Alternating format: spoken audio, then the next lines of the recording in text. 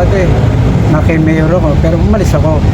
Tapos nalipat ako kay Kimbo. Siyempre, si Kimbo, kaagapay si Coco. Coco. Kaya Coco na rin ako. Hindi namin, balak namin, palitan na nga yung namumuno dito. Kaya gusto nga namin si Senator Coco ang makaupo para masubaybay yung itak ng sapatos dito. Bata pa ako, tatay ko, magulang ko, BBM. Kaya street ako. Street ako. BBM. Kasi tatay ko, panahon niya, BBM talaga, yung matanda.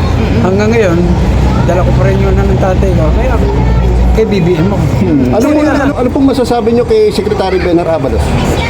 Nakita ko naman, hindi dahil diyan. Talaga napakahusay ng kanyang paglilingkod. Kaya hindi ko nakakalaman, lagi nilalike siya. Si Abalo.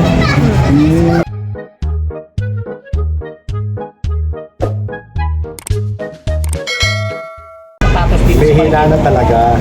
Dahil kasi kung sino kung ang politikong tao, bubuhay, hindi mo rin. Kahit sino maupo, wala rin. Ganun lang. So, nung panahon ba nung malakas yung sapatos, talagang maganda ba ang kita ninyo? Oh, maganda talaga. Mga 80s, 90s yun. Ilang dekada na. So, anong nakikita niyong dahilan, sir? Bakit nawala o mina ang sapatos dito sa Marikina? Pagpasok daw ng China, yun daw, pinahal ng paksak ng sapatos ng Marikina daw. Mas mura yung benta ng China. Pero matibay ang Marikina talaga. So ngayon po sir, hindi na po kayo gumagawa. Ang hirap maghanap eh. Kaya pa namin gumawa, miski senior pa kami, kaya pa namin gumawa. Ito, dating may gawaan din to. Pero yung sarili mo, kaya lang, dahil nga dun sa yung nagkaroon ng China, mga China, yan, dito kami natalo. Dahil ang labor nila, napakamura, samantalang dito, handmade, talagang gawa ng tao talaga. Saka matibay. Hindi kaya nabili China, malubog lang yung kaya lang, sa presyo talagang talo-talo kami. Layo. Pero marami pa dito gawa sa patos, pero yung mga high class na, mga matataas sa ladies yun. Pero yung mga bata, wala ka nang makakita rito.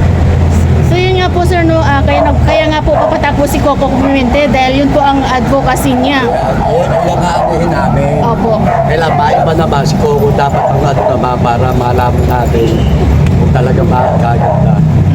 Sir, pabor ba kayo sa sinabi ni Senator Coco Pimentel na pag siya nanalo, bubuhayin niya ang Marikina Shoe Industry kasi katulong niya si First Lady?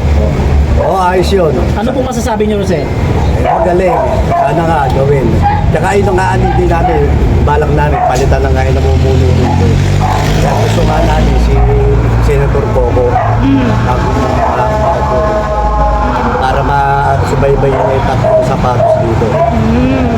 So, ganun pabor din po ba kayo na mas bibigyan ng trabaho, mas maraming trabaho ang mga taga-Marikina? Pag naging congressman na si Senator Coco. Saka para baka mabago yung mga naman dito, baka naman. Yung pangkaraniwan sa City Hall lang nawala na yung maliliit na negosyo rito. So sir, just in case manalo si Congressman Coco Pimentel dito bilang congressman, anong maipapayo mo sa kanya para mabuhay niya yung industriya ng sapatos dito? Kasi bilang kayo dating may-ari ng sapatosan, kayo po nakakaalam ng lahat. Para manong balik yan, yung sapatosan ng Marikina, talagang pag sinabing gawang sapatos sa Marikina, matibay. Ang nakasagabal dyan, yung mga ini-import dito mga China. sapatos, napakamura. Hindi kayang tapatan ng ng shilas dito. O kaya kung talagang parang ibang bansa, di ba? Hindi sila tumatanggap ng mga sariling nila produkto.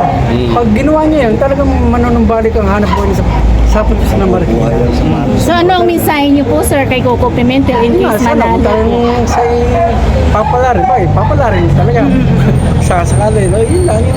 Para manumbalik ang sapatos sa Marikina. Yung industriya talaga ng sapatos sa Marikina, kailangan itigil yung mga China.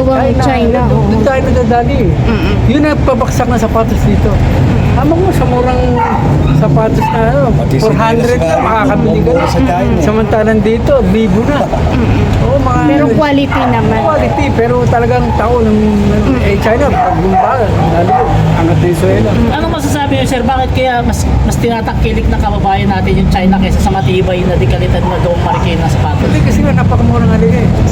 Oo, napakamura. Ang layo, doble. Doble, kaya yan, sa kung talagang masasawatayan, eh, talagang tatakilikin, talagang magandang gawa sapatos ng marikina. Pagdating marikina, talagang kahit saan ka magpunta eh. O minsan, di ba, nagkaroon tayo ng binyang, pero iba talaga sa marikina. So yun, opo. So yun sir, ano kasi nandito galing si First Lady, pumunta siya ng Rome, Italy kay Pope Francis. Napansin po namin at pinagmamalaki niya yung kanyang bag na gawang marikina. Opo. Talagang may quality ito talaga. So yun, Talagang kakaiba. Kesa doon sa... Pero sa ibang bansa, sa Italy, maganda yan eh. Yung China na ano sa amin dito. Natalo kami. Talong-talo talaga.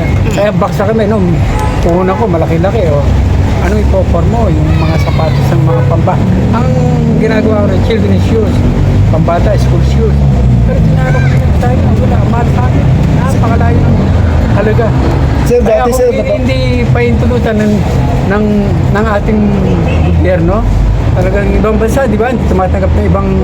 Ganun, dapat ganun na gawin. Para tayong munlad.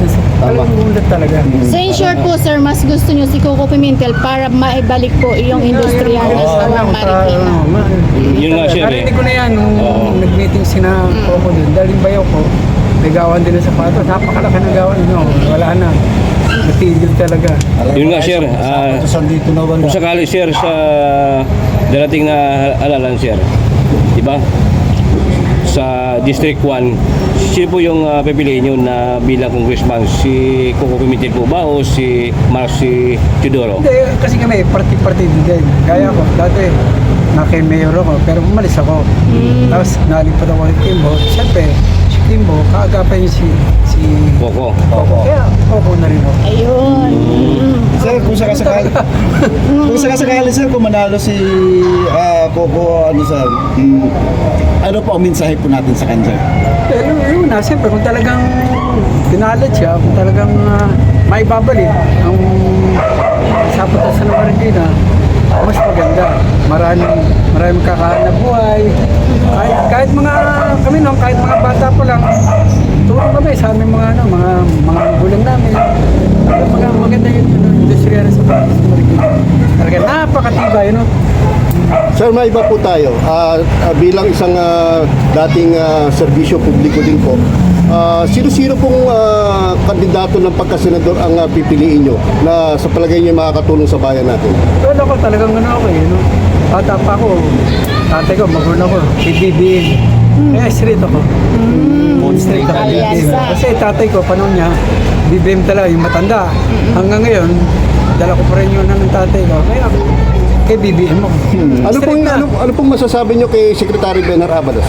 Eh, nakita ko naman, hindi dahil diyan. Talaga napakahusay ng kanyang paglilingkod. Kaya hindi ko nakakalaman, laging nilalike siya. Si Abalo. Maraming, di ba, maraming siya, nagko-comment. Ayoko na lang makinig sa comment nila. Basta, nilalike nila siya. That's good, eh. Okay naman sa Abalo. So Kaya ano, ba? sa murang kuryente tayo kasi may panukala siya na tanggalin na yung ipat ng kuryente para mas mapapama yung Mas singil. Singil ang Mas kuryente. maganda Pabor po yun. ba kayo doon? Talagang alisin yun. Mas pabor sa amin yun. Di ba? Kung ano nakakagaling, talagang pabor tayo. Oo. Sige po. So yun. Salamat. Thank you, Maraming sir. salamat, sir. Sana nga po, no, mapatupad at maibalik na po yung industriya ng sapatos.